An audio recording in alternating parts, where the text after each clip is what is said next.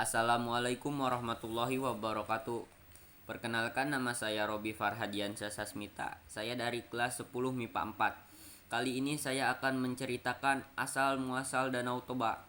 Alkisah, pada zaman dahulu kala, hiduplah seorang pemuda bernama Toba. Ia adalah seorang yatim piatu. Sehari-hari ia bekerja di ladang. Sesekali juga dia mencari ikan di sungai yang berada tak jauh dari gubuknya. Ikan hasil tangkapannya itu biasanya dijadikan lauk atau sisanya dijual ke pasar. Pada suatu hari, Toba memancing sepulang dari ladang. Ia sangat berharap mendapatkan ikan yang besar yang bisa segera dimasaknya untuk dijadikan lauk. Terpenuhilah harapannya itu. Tak berapa lama ia melemparkan pancingnya ke sungai. Mata kailnya telah disambar ikan. Betapa gembiranya ia ketika menarik tali pancingnya dan mendapati seekor ikan besar yang tersangkut di mata pancingnya. Sejenak Toba memperhatikan ikan yang besar yang berhasil dipancingnya itu. Ikan yang aneh, gumannya. Seumur hidup belum pernah dilihatnya ikan itu. Warna ikan itu kekuningan dan sisik-sisiknya kuning keemasan. Terlihat berkilauan sisik-sisik itu ketika terkena sinar matahari. Ketika Toba melepaskan mata kailnya dari mulut ikan tangkapannya, mendadak terjadi sebuah keajaiban. Ikan aneh bersisik kuning keemasan itu menjelma menjadi seorang perempuan yang sangat cantik jelita wajahnya. Toba terheran-heran mendapati keajaiban yang berlangsung di depan matanya itu. Ia hanya berdiri dengan bola mata membulat dan mulut melongo. "Tuan," kata perempuan jelmaan ikan indah itu, "aku adalah kutukan dewa karena telah melanggar larangan besarnya. Telah ditakdirkan kepadaku bahwa aku akan berubah bentuk menyerupai makhluk apa saja yang memegang atau menyentuhku. Karena Tuan telah memegangku, maka aku pun berubah menjadi manusia seperti Tuan ini." Toba memperkenalkan namanya. Begitu pula dengan perempuan berwajah jelita itu.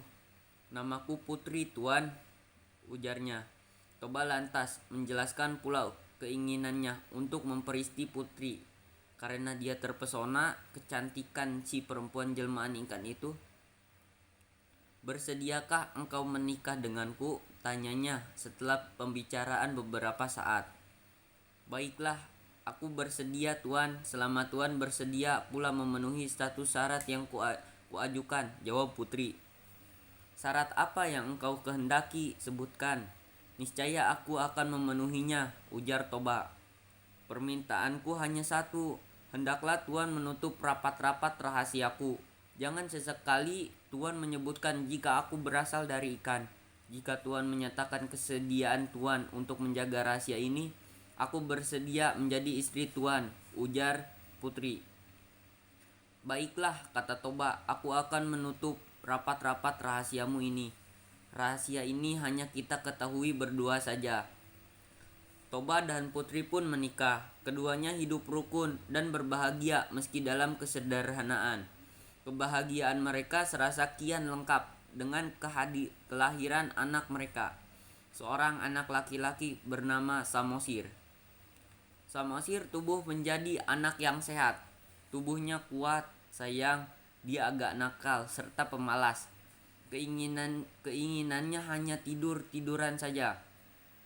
Ia seperti tidak peduli atau ingin membantu kerepotan ayahnya yang sibuk bekerja di ladang. Bahkan untuk sekedar mengantar makanan dan minuman ayahnya pun Samosir kerap menolak jika diminta. Seandainya mau, dia akan melakukannya dengan malas-malasan. Dengan wajah bersungut-sungut, bertambah-tambah malas kelakuannya akibat ibunya terus memanjakannya. Apapun yang dimintanya akan diusahakan ibunya untuk dipenuhi. Samosir sangat kuat nafsu makannya. Jatah makan sehari untuk sekeluarganya bisa dihabiskannya dalam sekali makan. Toba merasa harus bekerja lebih keras lagi untuk dapat memenuhi keinginan makan anak laki-lakinya yang luar biasa itu. Pada suatu hari, Samosir diminta ibunya untuk mengantarkan makanan dan minuman untuk ayahnya. Samosir yang tengah bermalas-malasan semula enggan untuk menjalankan perintah ibunya itu. Namun setelah ibunya terus memaksa dan akhirnya dia bersedia melakukannya meski dengan wajah yang bersungut-sungut, Samosir membawakan makanan dan minuman itu menuju ke ladang. Di tengah perjalanan, Samosir merasa lapar. Dihentikannya langkah menuju ke kebun. Ia lantas memakan makanan yang seharusnya diperuntukkan bagi ayahnya itu. Tidak dihabiskannya semua makanan itu, melainkan disisakan sedikit. Dengan makanan dan minuman yang tersisa sedikit itu, Samosir melanjutkan perjalanan menuju ke ladang.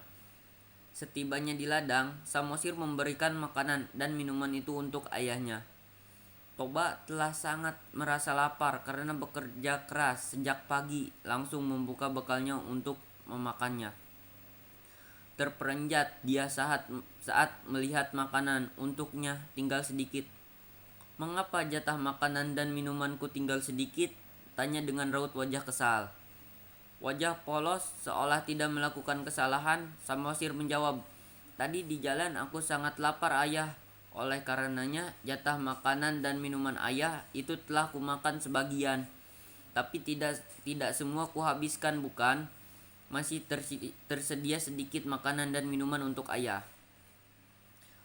Anak tidak tahu diuntung, Maki Toba kepada anaknya. Kemarahan seketika meninggi. Serasa tidak bisa lagi dia menahan dan bersabar. Umpatannya pun seketika itu meluncur. "Dasar anak keturunan ikan engkau ini!" Samosir sangat terkejut mendengar umpatan ayahnya. Dia langsung berlari ke rumah.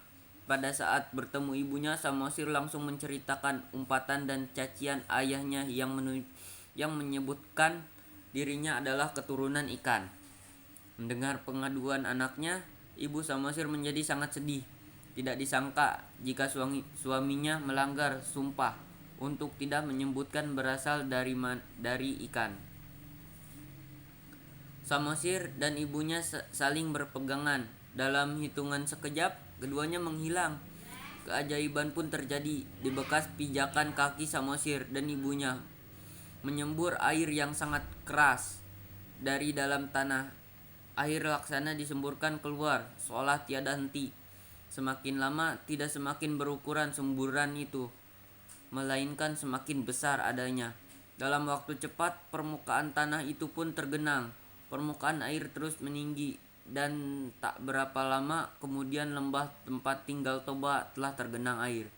Terbentuklah kemudian Danau Toba yang sangat luas di tempat itu. Penduduk kemudian menamakan danau itu Danau Toba.